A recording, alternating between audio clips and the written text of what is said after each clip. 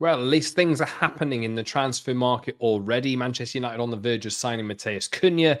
Ruben Amorim laughing that off. That one's going to happen pretty soon. Medical booked in, fee agreed, terms agreed, all of this kind of stuff. United getting that first signing of the summer over the line. But today, Thursday, as I record this, just after we have found out from David Ornstein and from the usual journalists that break all of the transfer news over the course of the summer, is that Liam Delap has chosen Chelsea. Manchester United put an offer on the table for him. He visited United and United weren't the only club he visited. Everton in the running, Newcastle in the running, Chelsea in the running, Nottingham Forest, I believe, as well. AC Milan, Juventus, lots of clubs wanting Liam Delap, but Liam Delap has chosen Chelsea per the latest reports, and these are pretty solid reports, so you can take that to the bank. Liam Delap is not coming to Manchester United, despite Manchester United making Liam Delap their top priority signing for the central striker position. So what happens? What happens now? Is this the end of Manchester United? It might well be. I'm sure you will see people online saying, I can't believe they couldn't convince a relegated striker at 22 years old, costing 30 million quid to join them. It's just, United finished 15th in the league. That's just the way that it is. And, you can't have it both ways. I think there's a lot of people out there, me included. I could see what they were doing with this Liam Delap deal, but I think most people look at the Rasmus Højlund struggles and think, I would prefer Manchester United to go and sign an experienced centre-forward that can hold the ball up, that can bosh some goals in, that can link up with the players in the 2-10 positions behind him, just because of the struggles that Rasmus Højlund has had. And I think there's a lot of burn in the minds of people, given how Højlund has struggled, the inexperience, the weight of dealing with the pressure of being Manchester United's number 9 first-choice centre-forward. For a 22-year-old, that is quite difficult. And United might have to go down an alternative route now and not sign another 22-year-old. So we'll be talking about that. We're talking about the Liam Delap news on this Promised Land podcast today.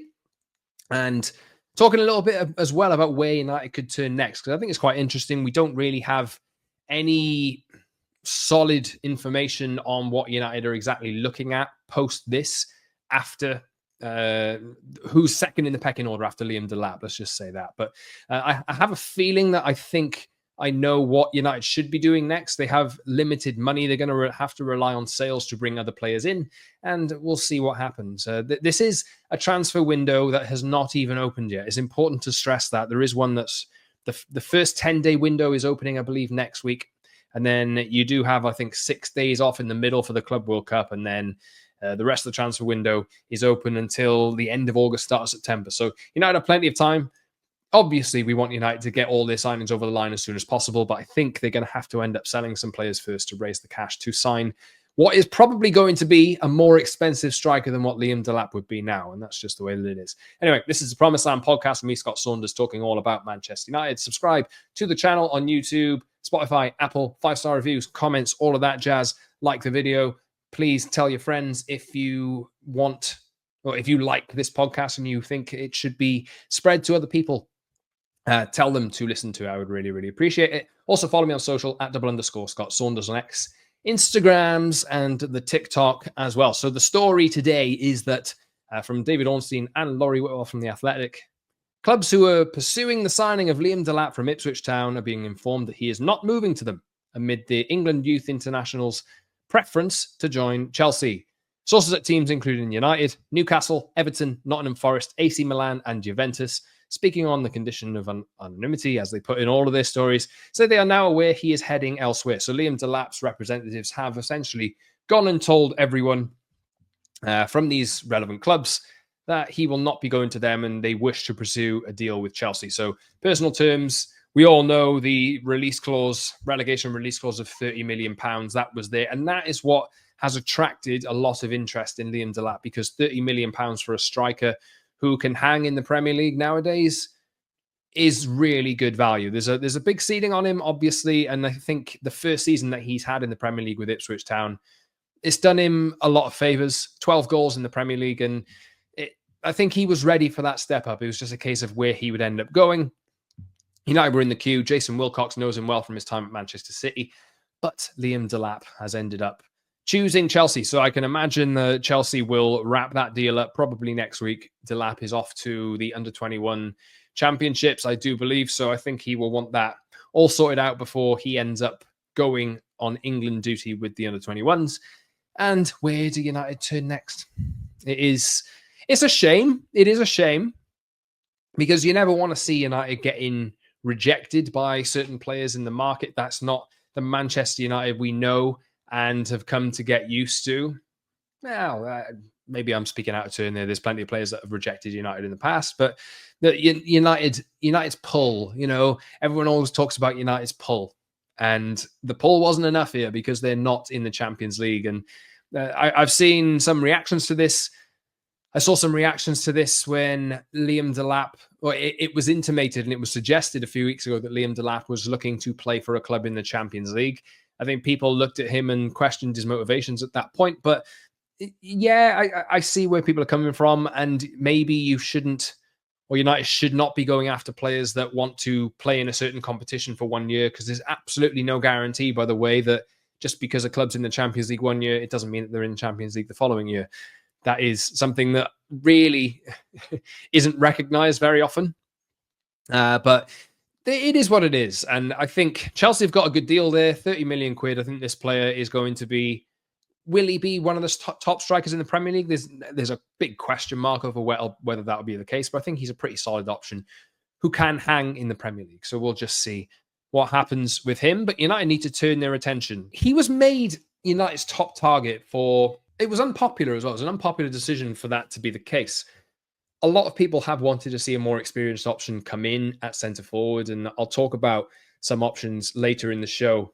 But I think it's important to recognise here that United are in the market here. They're trying to change their approach to the market. They're trying to, Omar Barada said it yesterday, that they're looking to be prudent. And that is not a word that people will look at in association with United and think, oh, I can't believe he said prudent. There's no good connotations with that. It's cheap. There's lots of negative connotations that come with it. But that is just the position that United are in. And you can understand, given what Delap's upside is, what the price point is, the wages won't be massive either. There's always a chance that any club signing Liam Delap can turn him from a 30 million value player within about a year to a 60 million pound player. And that's just the market that United are looking to be shopping in. And that is what sensible clubs do. You only have to look. I hate taking this example, but look at the way that Liverpool have come to the top. They obviously signed Alisson and Van Dijk for a lot more money, but in the days of signing Sadio Mane from Southampton, Mo Salah from Roma, Roberto Firmino, these kinds of players, all around 30 million, 35 million pound price points. That was about 7-8 years ago or whatever it is. But you can end up developing players like that of the right age into world beaters, world stars. And that's what Liverpool have done. And now Liverpool are maintaining their position at the top of the league. And as one of the, I'm a United fan. Obviously, we're all United fans here, but you can't deny that they've been in and around the conversation for most of the time over the last few years massively because of their recruitment. And it's important to recognize that this was a bargain for a lot of clubs, and you can understand why there were a lot of clubs in the mix for him. 30 million pounds, and just the upside was massive. That's not to say that he would have been a world beater, but it is a risk worth taking. And I think the fact that United had put him to the top of their priority list with what Barada said yesterday in terms of being prudent and being smart and being clever, you can see why United were looking to do it. Works really hard, puts himself about, and there was always this question about him though. Can he come into United and deal with the responsibility of being United's number 9 and first choice centre forward? We won't have to answer that question now. That's an important positive, because I for one, if Liam Delap didn't score on his debut or went 3 games without a goal, the conversation would be, I can't believe they signed Liam Delap for 30 million quid because it doesn't look like he's up to it. I can't be bothered with that. So I'm kind of relieved that he has chosen Chelsea in a sense, because United aren't, simply put, like when you're in a position like Liam Delap was and you've got 7 clubs after you or whatever, there are little factors. the Champions League is going to be a factor. Unless he supports United, or unless he supports United, but he came through the academy at Man City, so I don't know where his allegiances lie. You're always splitting hairs, or you're comparing clubs, and you're thinking, what would be the best place for me to go and develop? He's chosen Chelsea ahead of AC Milan, Juventus, Newcastle. Newcastle would have been a good choice for him as well. Everton probably would have been a good choice for him, given the state of his career that he's in. United are just one of those clubs that have been pushed to the side, simply because I think they're not in the Champions League. And you just have to look at this and think, well, it's a blow, but at the same time, I'm guessing that a lot of people who are listening to this, or a lot of people who are watching this, wherever you're watching or listening to this, would have preferred a more expensive, more proven 26-year-old, 27-year-old option to come in and deal with the scrutiny and the pressure of being United's number 9. And that's simply, that might have to be the case now. There's a lot of strikers on the market at the moment, and there are a lot of clubs looking for number 9. So it's quite important to, I think we're going to have to sit back and wait here for how things develop, because Arsenal are looking for a striker. Liverpool might be in the market for a striker. The fact that AC Milan and Juventus are in the market for a striker means that they'll probably end up looking somewhere. And there are plenty of clubs that are looking at options like this. There are plenty of players who are available and are moving over the course of the summer. Man United have one of those players that could feature in the minds of AC Milan and Juventus, for example, and Inter, for example. That's Rasmus Højlund, and I'll maybe talk about him and where he could fit into all this in a bit. But it's a blow, but I think at the same time, United probably have to switch their plan now, and I think it's smart to maybe change the priority order of how things are going to go. Now, obviously, some money is committed to Matheus Cunha already. There is talk that the cash position that United have is about 100 million or 90 million pounds or whatever it is. And the Cunha deal is going to be 62.5 million, 20.8 million over the course of the next 2 summers. One payment up front, and then one payment in 2026, one payment in 2027 of 20.8 million. And United had allotted, I'm guessing, that 30 million release clause, or a chunk of it, to signing Liam Delap, just in case they were going to end up getting him. That's not the case now. But we do know, and I spoke about this on one of the last episodes that I did, Bryan Mbeumo now features in United's thoughts in the right 10 position. It is probably, for me, I think what the most sensible thing to do here is to try and, if you have a list of targets that are already established and you know that there's certain players that you want to go after, try and go for them first. So Cunha's obviously done. Delap has been missed out on. So that means that money that is sat there is now ready to be, spent on somebody else. So maybe United now can look at the priority list that they do have and look at Bryan Mbeumo and think he's a £50 million price tag player. He's not he can play striker, play centre forward, I think, but he's not, to me, the ideal fit for that position. Joshua Zirkzee is still at United as well, so maybe he can play a role, but I have some slight concerns over whether he will be the right fit, and United definitely need a striker over the summer.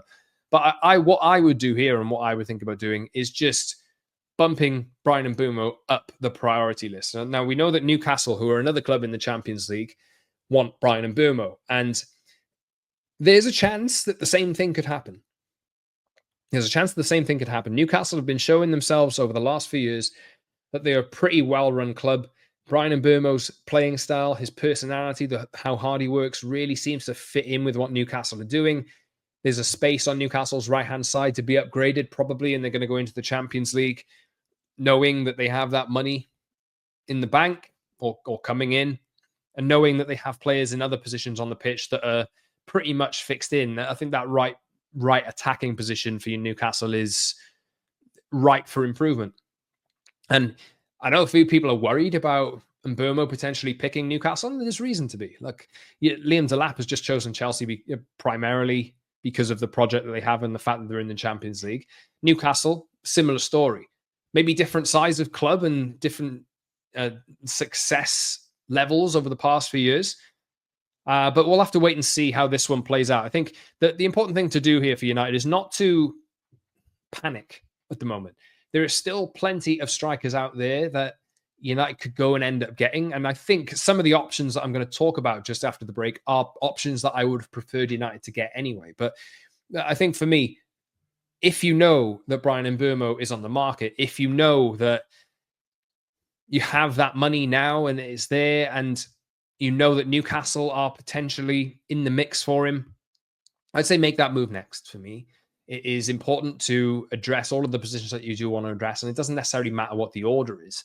But we know anyway that United are going to need to sell players this summer, and I think I spoke about it on recent podcasts, and maybe I'll do another podcast coming up in the next few days of an updated sell list, keep and sell list, because I think I've seen a few people have done it already. I did an episode a few weeks ago outlining that, but that was obviously before we knew if United would be in the Champions League or not, and they are obviously not in the Champions League now. So that squad can be a hell of a lot smaller. The wage bill is going to have to come down. They're going to have to sell players and bring in the right players and the right personalities to fit the positions that they want to improve. But it is, for me, I would maybe expect now over the next few days that United up their pursuit for Bryan Mbeumo, maybe contact Brentford and just see what the case is, and try and get this one done as second priority after Cunha, given Delap has chosen to move elsewhere. The thing is, I think United are probably going to find here over the course of the next few months, or few weeks anyway, with Arsenal, and this is just where United are. I don't think anybody can really deny this at the moment. Arsenal have proven over the last few years that they are almost there. They've finished second for 3 years in a row. They're ready for some to kick on and go for the title. Whether they end up actually doing it remains to be seen. Obviously, that's a stick to beat them with at the moment. But we know that they're looking at Viktor Gyokeres and Benjamin Sesko. Arsenal are probably going to want to get this one sorted out in terms of the striker position soon. So United could end up going and maybe putting the feelers out there, this kind of thing. And I would hope that they do end up doing that. But they do risk, if they move for a Gyokeres or something like that, and he's made it pretty clear that he's looking at Champions League, then, I think maybe it's worth just sticking with the list that you've got and then trying to work some things around, trying to raise some money. And you might need to raise a bit more money to go for a more expensive option in the striker market. And given how Ruben Amorim has reacted to a question asked to Ahmad today in a press conference about if Ahmad hopes Alejandro Garnacho is playing at United next season, Amorim was just sat there laughing. And I think that deal is done. I think not in terms of the transfer deal of him going out, but his future is sealed. Let's just say that. And I think United will look to sell him as soon as possible. And let's see what United do. I would think the best thing to do is to go for Bryan Mbeumo, see what's what, and try and convince him to join United next at a 50 million-ish price point. Try and see if he's willing to join them and speak to Brentford, and then start raising some money. Marcus Rashford, I talked about him yesterday. There's still the question over what Bruno Fernandes does, and we still don't know yet. And try and raise some money and cross that striker bridge when you come to it, because there are other clubs out there looking for strikers that might feature higher in the priority list than United. And you don't want to think that they're going to be dealing with cast-offs. But I think there are still some promising options out there regardless. The thing that means clubs aren't going for these players is because of cost, I would think. So in a second, I'm just going to be talking about some of those options that United could be going after. And join me just after the break. Hey everyone, welcome back to the Promised Land podcast. Please subscribe on all your major podcast platforms and on YouTube as well. Like the video and let me know in comment sections, wherever you like to comment, just which striker United should go for. Viktor Gyokeres, Victor Osimhen, Jean-Philippe Mateta, potentially. I'm going to be talking about all of those just in a second. But I think just to recap what I was saying just before the break, if you want Mbeumo, priority Bryan Mbeumo next. And wait to see, even though he's not the central striker that you want, I think that the fact is now United are probably going to be moving into a more expensive striking pool outside of Liam Delap. I'd imagine that was a 30 million, 150k a week kind of deal. United are probably going to be looking at more expensive options now. And that's just the way that it is. It might work in United's favour, potentially, even though they know that they have to be prudent, as what Omar Barada has said. They need to score goals at the end of the day. And United have just not scored enough goals. They have to put a lot of attention and a lot of the budget that they have into fixing that problem over the course of the summer. And Mbeumo next for me. But what do they do in terms of central strikers? First, raise some money. Marcus Rashford's been talked about with Barcelona over the last few days. Alejandro Garnacho, I'd imagine at some point Napoli are one of the clubs interested in him. Garnacho, I would imagine that one will be done pretty soon, within the next few weeks somewhere. Maybe after his holiday, or maybe over the next few weeks we'll understand which clubs actually want him and which ones are going to make a play for him.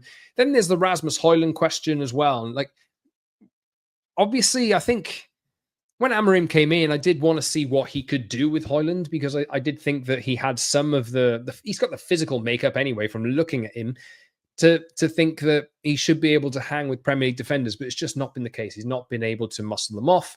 He's lost a lot of balls. His first touch hasn't been brilliant.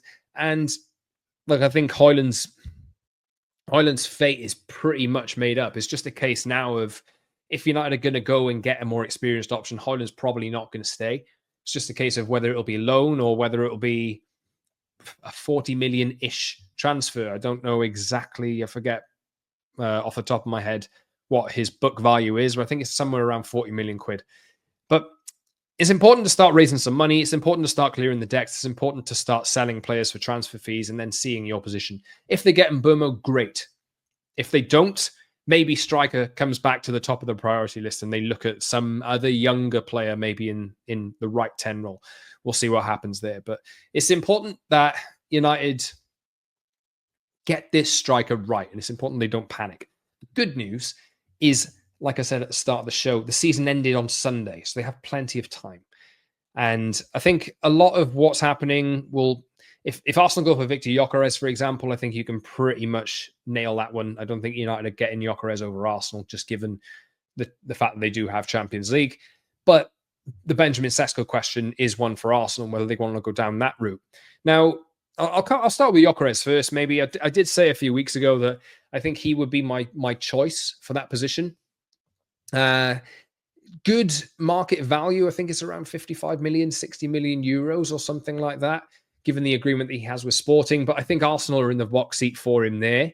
Chelsea are now out of the picture, you'd think, unless they want to go sign two strikers. So potentially, we're waiting on the developments of Arsenal on whether they end up getting Viktor Gyokeres or not. And I don't exactly know where they are in the Sesko-Gyokeres conversation. But if anything, I think I have kind of got the vibe that they're looking at the younger option in Benjamin Sesko. So we'll wait and see how that plays out. Sesko, in terms of a potential striking option for United, I think is just too expensive and just too young. It's the same problem that you have, really, and the same concern you have about Liam Delap. I don't think Sesko really is the kind of project striker that United should be taking on at this moment in time, simply because they need someone more proven, someone more effective. Gyokeres potentially is that guy, given he's played with Amorim before, given he's played in the Championship before.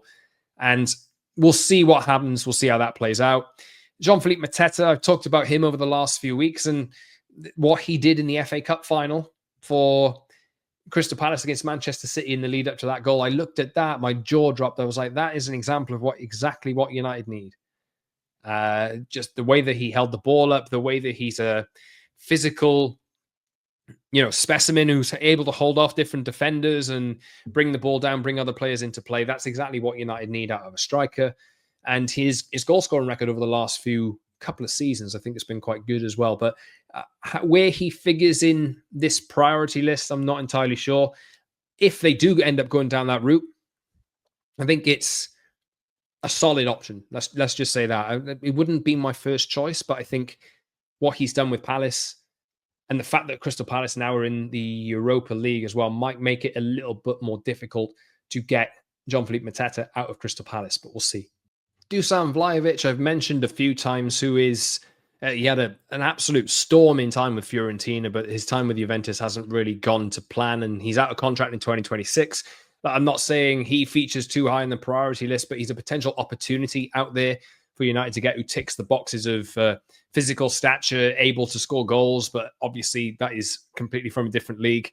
And we're not entirely sure of the fit right there yet. So, but potentially this is an option down the line, given we know Juventus is they're not the financial power that they used to be. So I think they're looking to shift him off as well. And I think he will end up moving somewhere over the course of the summer. It's just a case of where he ends up going. 56 goals and 14 assists in 141 appearances. And some clubs have been looking at him like the size of PSG for a long time. So potentially he's on the market, and potentially there's a route there for United. Maybe ticks a few of the boxes, but it doesn't jump to the top of the list for me. Some interesting developments today, though, on Victor Osimhen, and thank you to, I think it was David Bullen who pointed this out to me on Twitter. It's obviously gone around, and there's a report from Italy today which has said Matt Hargreaves, director of football negotiations of Manchester United, has flown to Naples, where he was told that Napoli would be happy to accept Rasmus Højlund plus 33 million for Victor Osimhen, which has got a few people excited. Let's just say that is the case. It is look. You have to take these stories from Italian media as with a pinch of salt all times. It's really important to make sure that you don't jump in and think that everything is gospel. I think it was a journalist talking to Radio Kiss Kiss in Naples, which is an old favorite of mine from my days writing and trying to decipher transfer rumors. But it's an interesting prospect because Victor Osimhen is someone that I've talked about on this podcast for a while. And he's been at Galatasaray this season. He scored 36 goals in 40 appearances in the Turkish league, albeit after falling out with Napoli and saying that he wanted to go somewhere else. There was no market for him. I think that it was 2 years ago now where I think Napoli were asking for ridiculous amounts of money in order to sign Victor Osimhen when United were looking at a striker. I think United were priced out of Victor Osimhen at that time. Chelsea probably in the market at that time as well for a player like that. But I think Napoli were digging their heels in asking for about 100 million euros plus, I think it was. And obviously that is not something that United should have been entertaining. It's not something United should entertain now. Turns out that holding out a high price point at the peak of somebody's powers, probably over their value, is probably not the smartest thing to do. And Napoli have found that they've probably missed out on their highest chance of selling Osimhen for a high fee. But the report here is that Matt Hargreaves, who does do the United football negotiations in terms of transfers, has been in Naples to hold a meeting with Giovanni Manna and club president Aurelio De Laurentiis. United obviously dealt with Napoli last summer in the Scott McTominay transfer, which has now looked back on with how did United let him go for that much money? Potentially there's a good relationship that has just been developed over the last year or so. And Napoli also are looking at Alejandro Garnacho. We're looking at him in January as well. So maybe there's reasons outside of Osimhen in Garnacho's case for the two parties to be talking, if indeed they have been talking. But the suggestion has been that Napoli want Rasmus Højlund in exchange for Victor Osimhen and £33 million in cash as well. Now, it's important. Like, you see these swap deals every summer, right? You see reports of this player or 2-3 players could be sent in exchange for this player. And it never, ever really works like that. What United will look to have to do here, given Højlund's book value, is sell him for somewhere near to that book value, if that's what they're going to do. And then do the two deals in separate deals. Let's just say that. I wouldn't really take this too seriously in terms of a player plus cash option, but I think the potential exchange of the two, and one player going one way and one player going another way in separate transfers, potentially something that you can look at, potentially something that makes a lot of sense, because I think Osimhen does tick the boxes. I think it's super important for Napoli that they get him off the wage bill. And I think, according to what Fabrizio Romano has said recently, they want this sorted out soon. Like, they don't want this to be hanging around all summer, and Osimhen wants to be knowing exactly what he's doing. He won't stay with Galatasaray, from what I understand, from what I've read, beyond this season. He has offers from Saudi Arabia, which he turned down last year. And there is always the possibility that he does end up going to Saudi Arabia, and United won't be able to compete with that kind of wage. But it is what is the player prioritizing here? There's always a chance that he's wanted Champions League, and I think he's wanted to play in that competition, has played in it with Napoli, and that might feature high in his thinking. But he's also had a desire for a long time to join a Premier League club.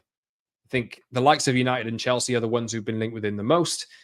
But obviously, the massive concern really is how much he will want in wages. And United have a wage structure that they need to deal with, that they probably need to put a ceiling on, that they probably can't add more players of, £300,000 a week towards the top earners of what Marcus Rashford would be on if he was at United, towards what Bruno Fernandes is on, him towards what Casemiro is on, because obviously we know that United are trying to ship off Casemiro, or would like to, simply because of the wage that he's on. There's also a question of Bruno as well. If he does take this Al Hilal deal, then that means that that whole top tier of wage potentially for United has been chopped off.